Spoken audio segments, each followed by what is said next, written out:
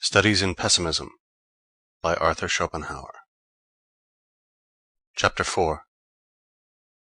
Immortality, a Dialogue. Translator's Note. The word immortality, Unsterblichkeit, does not occur in the original, nor would it, in its usual application, find a place in Schopenhauer's vocabulary. The word he uses is Unzerstörbarkeit, indestructibility. But I have preferred immortality, because that word is commonly associated with the subject touched upon in this little debate.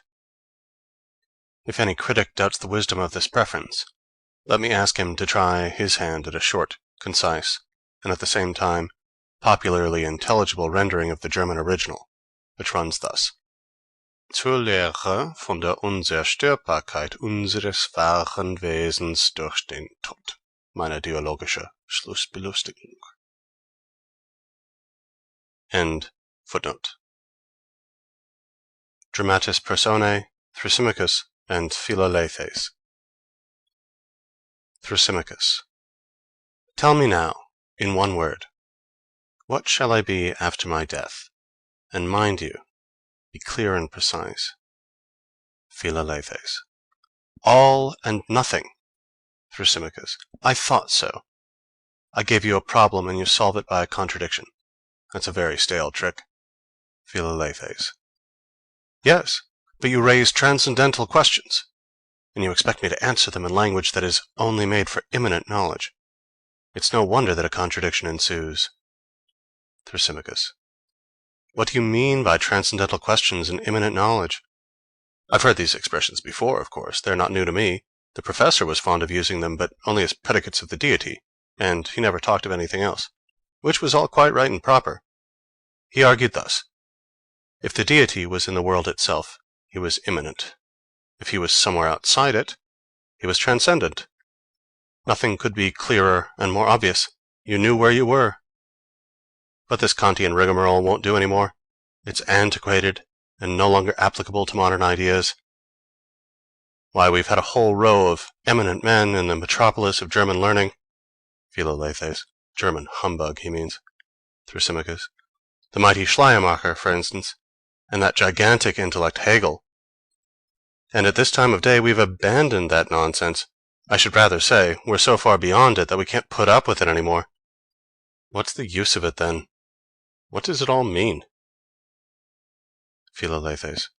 Transcendental knowledge is knowledge which passes beyond the bounds of possible experience, and strives to determine the nature of things as they are in themselves. Immanent knowledge, on the other hand, is knowledge which confines itself entirely with those bounds, so that it cannot apply to anything but actual phenomena. As far as you are an individual, death will be the end of you. But your individuality is not your true and inmost being. It is only the outward manifestation of it. It is not the thing in itself, but only the phenomenon presented in the form of time, and therefore with a beginning and an end. But your real being knows neither time nor beginning nor end, nor yet the limits of any given individual. It is everywhere present in every individual, and no individual can exist apart from it. So when death comes, on the one hand, you are annihilated as an individual. On the other, you are and remain everything. That is what I meant when I said that after your death, you would be all and nothing. It is difficult to find a more precise answer to your question, and at the same time be brief. The answer is contradictory, I admit, but it is so simply because your life is in time, and the immortal part of you in eternity. You may put the matter thus: your immortal part is something that does not last in time and yet is indestructible. But there you have another contradiction. You see what happens by trying to bring the transcendental within the limits of immanent knowledge? It is in some sort doing violence to the latter by misusing it for ends it was never meant to serve. Thrasymachus. Look here, I shan't give 2 pence for your immortality unless I'm to remain an individual. Philalethes. Well, perhaps I may be able to satisfy you on this point. Suppose I guarantee that after death you shall remain an individual, but only on condition that you first spend 3 months of complete unconsciousness. Thrasymachus. I shall have no objection to that. Philalethes.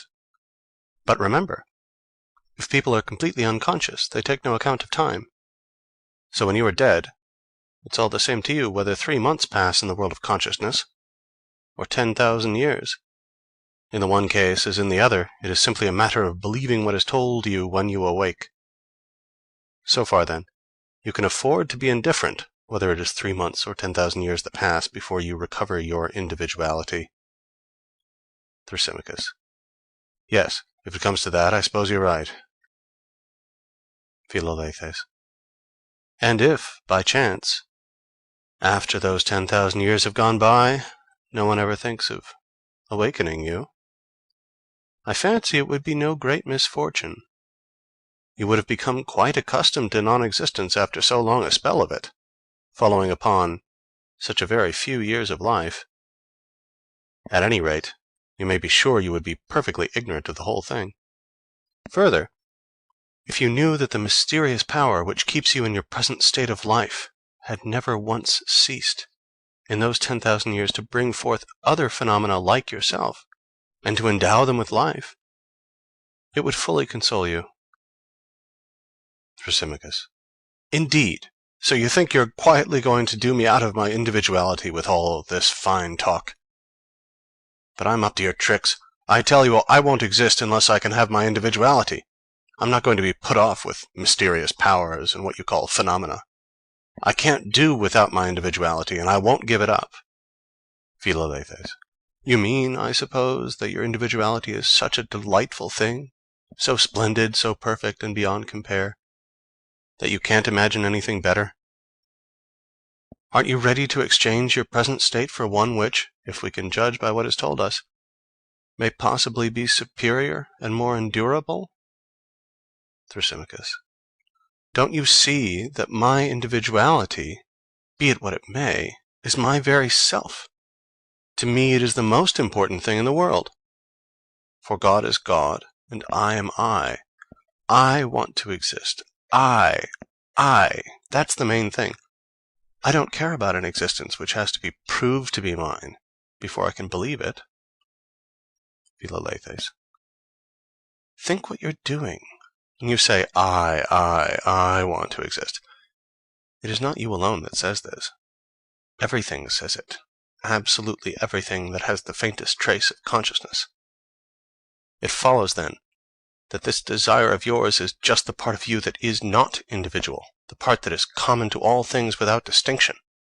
It is the cry, not of the individual, but of existence itself. It is the intrinsic element in everything that exists. Nay, it is the cause of anything existing at all. This desire craves for, and so is satisfied with, nothing less than existence in general. Not any definite individual existence. No, that is not its aim. It seems to be so only because this desire, this will, attains consciousness only in the individual, and therefore looks as though it were concerned with nothing but the individual. There lies the illusion.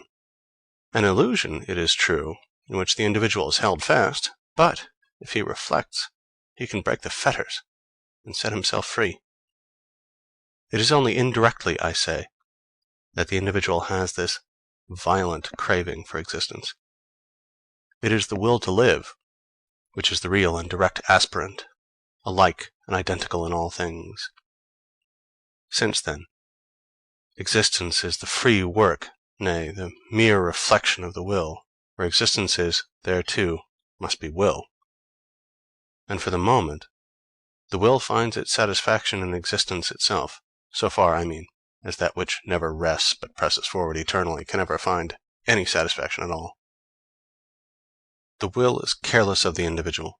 The individual is not its business, although, as I have said, this seems to be the case because the individual has no direct consciousness of will except in himself. The effect of this is to make the individual careful to maintain his own existence, and if this were not so, there would be no surety for the preservation of the species. From all this, It is clear that individuality is not a form of perfection, but rather of limitation, and so to be freed from it is not loss but gain. Trouble yourself no more about the matter.